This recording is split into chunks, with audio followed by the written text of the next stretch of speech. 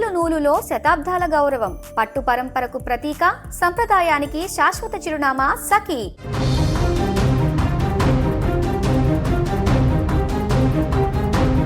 ఫలితాల విడుదలకు ముందే తమిళనాడు రాజకీయాలు రసవత్తరంగా మారాయి. ముఖ్యంగా టీవీకే అధినేత హీరో విజయ్ చుట్టూ ఇప్పుడు రాజకీయ పరిణామాలు శరవేగంగా కదులుతున్నాయి. ఎందుకంటే ఎన్నికల పోలింగ్ ముగిసింది, రికార్డు స్థాయిలో పోలింగ్ నమోదైంది. 85% మేర పోలింగ్ నమోదైంది. గతంలో ఎప్పుడు కూడా నమోదు కానటువంటి విధంగా 50 సంవత్సరాల రికార్డును బ్రేక్ చేస్తూ 25 లక్షల ఓటర్లు అధికంగా వచ్చి పోలింగ్లో పాల్గొనడం జరిగింది.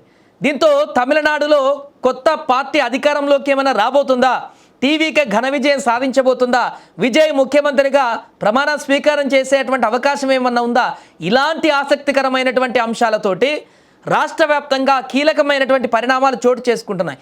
ఒకవేళ టీవీకే అధికారంలోకి రాకపోయినా కూడా పక్కా ప్లాన్ తోటి ప్లాన్ బిని అమలు చేసేటువంటి విధంగా ఇప్పటికే టీవీకే అధినేత విజయ్ దాంట్లో పావులు కదుపుతున్నట్టుగా కూడా కనబడుతుంది.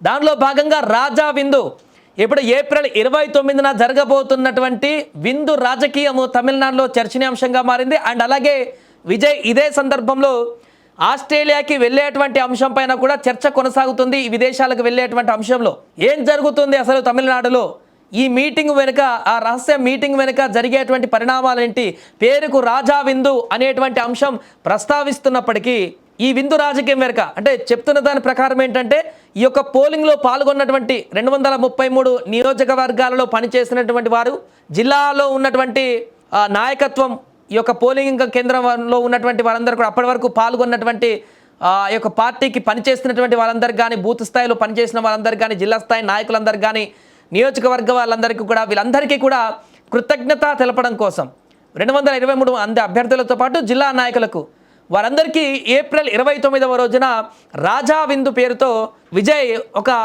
లంచ్ ప్రోగ్రామ్ అరేంజ్ చేయబోతున్నారు, విందు ప్రోగ్రామ్. అయితే ఇది పైకి కృతజ్ఞత విందులా కనిపిస్తున్నప్పటికీ కూడా ప్లాన్ బిలో భాగంగా దానికి సంబంధించినటువంటి అంశాలను దీంట్లో ప్రధానంగా మాట్లాడుకునేటువంటి అవకాశం ఉంది ఈ భేటీలో అనేది ఇంటర్నల్గా తెలుస్తున్నటువంటి విషయం. ఎందుకంటే ఇప్పటికే ఎక్స్పర్ట్స్ చెప్తున్నటువంటి, పొలిటికల్ ఎక్స్పర్ట్స్ చెప్తున్నటువంటి అంచనాల ప్రకారం అన్నాడీఎంకే పట్టుకోల్పోయినటువంటి దక్షిణ తమిళనాడులో ఉన్నటువంటి అనేక జిల్లాలలో కూడా ఇప్పుడు టీవీకే చాలా బలంగా పుంజుకుంది. ఆ జిల్లాలలో టీవీకే చాలా ఎక్కువ మార్జిన్ని ఇప్పుడు సాధించబోతుంది అనేటువంటి ఒక అంచనా వ్యక్తమవుతుంది పొలిటికల్ అనలిస్టుల నుంచి. అండ్ అలాగే రాజధాని చెన్నైలో కూడా చాలా నియోజకవర్గాలలో, తమిళనాడులో రాజధానిగా ఉన్నటువంటి చెన్నైలో చాలా నియోజకవర్గాలలో విజయ్ ఇంపాక్ట్ చాలా స్పష్టంగా ఉండేటువంటి అవకాశం కనిపిస్తుంది. 3-4 నియోజకవర్గాలకు పైన ఎక్కువ ఇంకా నియోజకవర్గాలలో విజయ్కి పడ్డటువంటి ఓట్లు అంటే టీవీకేకి పడ్డటువంటి ఓట్లే అక్కడ గెలుపుని డిసైడ్ చేయబోతున్నాయి అనేటువంటి ఒక అంచనాలు కూడా వ్యక్తమవుతున్నాయి. సో ఇలా చాలా క్లియర్గా కనిపిస్తుంది. విజయ్ గెలుస్తాడా, టీవీకి అధికారంలోకి వస్తుందా, ముఖ్యమంత్రి అవుతాడనే విషయాన్ని పక్కన పెడితే గతంలో కమల్ హాసన్ పార్టీ పెట్టాడు, విఫలమైపోయాడు, అంత పెద్ద ఇంపాక్ట్ చూపించలేదు. అంతకుముందు ఇంకొక హీరో పెట్టాడు, అది కూడా అంత ఇంపాక్ట్ చూపించలేదు. కానీ విజయ్ దళపతి పెట్టినటువంటి ఈ టీవీకే పార్టీ మాత్రం ఒక సంచలనానికి వేదిక అయిపోయింది. తాను పూర్తి స్థాయిలో గెలవకపోయినా, ముఖ్యమంత్రిగా పీఠాన్ని అధిరోహించకపోయినా సింగిల్ పార్టీగా, కానీ ప్లాన్ బి ప్రకారం చాలా కీలకంగా మారేటువంటి అవకాశం కనిపిస్తుంది. ఎందుకంటే మెజారిటీ సీట్లు సంపాదించుకొని అక్కడ హంగు వస్తే తమిళనాడులో అన్నాడీఎంకేకి, డిఎంకేకి మెజారిటీ సీట్లు రాకపోతే టీవీకేకు వచ్చేటువంటి ఆ కీలకమైనటువంటి 15 నుంచి 30 సీట్లే కానీ, లేకుంటే 20 నుంచి 40 సీట్లే కానీ, లేకుంటే 10 నుంచి 20 సీట్లే కానీ, ఎన్నొస్తాయని అవే చాలా కీలకంగా మారేటువంటి అవకాశం కనిపిస్తుంది. దానిలో భాగంగా అప్పుడు ఆటోమేటిక్గా అన్నా డిఎంకే కానీ, డిఎంకే కానీ విజయ్ సపోర్ట్ అనేది చాలా కీలకంగా మారుతుంది. విజయ్ని అక్కడ ఆ యొక్క మద్దతు కోరుకోవడం కంపల్సరీగా మారుతుంది. ఇదే ప్లాన్ బిలో భాగంగా ఇప్పుడు విజయ్ ముందడుగు వేయబోతున్నాడు. సో ప్లాన్ బిలో 2 అంశాలు ప్రధానంగా ఉన్నాయి. ఒకటి, ఒకవేళ పార్టీ అధికారంలోకి రాకపోతే క్రియాశీలకంగా ఎక్కువ సీట్లను కనుక రాబట్టుకుంటే ఏం చేయాలి, అధికార పార్టీ మద్దతు ఇవ్వాలి, ఎవరికైనా కంప్లీట్గా ప్రతిపక్షంలోనే ఉండాలా, మద్దతు ఇస్తే పార్టీకి ఎంతమంది ఎమ్మెల్యేలు గెలుస్తారు, వారికి ఎలాంటి పదవులను ఇస్తారు అనేటువంటి ఒక అంశం.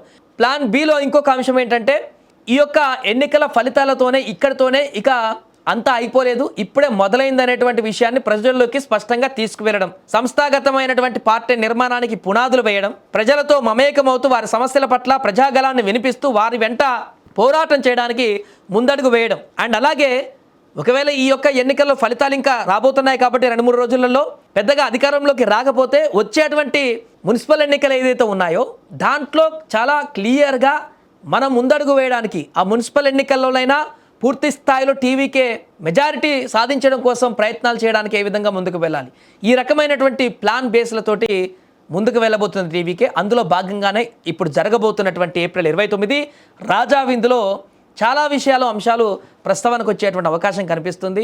అనేక ఈ యొక్క మీటింగ్ విషయం పైన అనేక చర్చలు కొనసాగుతున్నాయి తమిళనాడులో. ఎందుకంటే అలాగే ఆస్ట్రేలియా కూడా విజయ్ వెళ్ళబోతున్నట్టుగా ఒక సమాచారం తెలుస్తుంది. అఫీషియల్గా ఇంకా కన్ఫర్మేషన్ లేదు. బట్ అందుతున్నటువంటి పైకి తెలుస్తున్న ఇన్ఫర్మేషన్ ఏంటంటే ఇప్పటి వరకు ఎన్నికల ర్యాలీలో తిరిగారు, బిజీగా ఎండల్లో కొంత అలసట చెందారు కాబట్టి ఇంకా రిజల్ట్కి ఇంకా 4-5 డేస్ టైం ఉంది కాబట్టి ఈ గ్యాప్లో ఒక 2-3 డేస్ అలా విదేశాలకు వెళ్ళి కొంత రిలాక్స్ అయ్యి రావడం కోసం అలా ట్రిప్ వెళ్తున్నారంటూ కూడా ప్రచారానికి తెలుస్తుంది. కానీ దీని వెనుక కూడా ఇంకేదో బలమైనటువంటి కారణమే ఉండి ఉంటుంది అనేటువంటి చర్చ టీవీకే శ్రేణుల్లో కొనసాగుతుంది.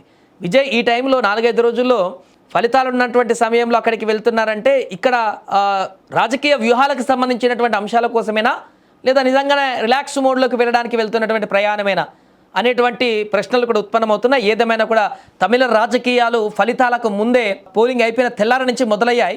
అక్కడ వచ్చినటువంటి ఎగ్జిట్ పోల్స్ విషయం పక్కన పెడితే అక్కడ జరుగుతున్నటువంటి పరిణామాలన్నీ కూడా నిశితంగా గమనిస్తున్నారు రాజకీయ పార్టీలన్నీ కూడా. అందుకే పోలింగ్ తర్వాత నుంచి ఎక్కువ ఎవరు కూడా టీవీకేను విమర్శించేటువంటి పరిస్థితి అంతకుముందు అన్నారు. ర్యాలీలో తిట్టారు, ఎలక్షన్ క్యాంపెయిన్లో తిట్టేశారు, రకరకాలుగా విజయ్ని కూడా మాట్లాడినారు. కానీ పోలింగ్ అయిపోయిన తర్వాత అంతా సైలెంట్గా అయిపోయారు. ఇప్పుడు ఎలాంటి రాజకీయ విమర్శలు కానీ విజయ్ పైన కాంట్రవర్సీ కానీ ఇలాంటిది ఏదీ లేదు, అంత కామ్ అయిపోయింది. ఎందుకంటే విజయ్ అవసరం ఇప్పుడు అక్కడ డిఎంకేకి కానీ అన్నా డిఎంకేకి కానీ ఉంది. ఇన్ కేస్ భారీగా పెరిగినటువంటి ఈ యొక్క పోలింగ్ శాతము 25 లక్షల ఓటర్లు పెరిగినటువంటి యువత సంఖ్య ఎక్కువగా ఉన్నట్టు తెలుస్తుంది. వీరు కనుక గంపగుత్తగా విజయ్కి వేస్తే ఆశ్చర్యపోనవసరం లేదు. విజయే అక్కడ సింగిల్ పార్టీ మెజారిటీ సాధించి అధికారంలోకి వచ్చేటువంటి అవకాశాన్ని కూడా తీసి పారేయలేము. గతంలో ఇలాంటి చరిత్రలు ఉన్నాయి. ఆంధ్రప్రదేశ్లో అదే జరిగింది. అప్పట్లో సిరినటువంటి పార్టీ పెడితే తమిళనాడులో కూడా అంతకుముందు గతంలో జరిగింది. సో ప్రస్తుతానికి తమిళనాడులో జరుగుతున్నటువంటి పొలిటికల్ హీట్ అయితే చాలా ఇంట్రెస్టింగ్గా మారింది.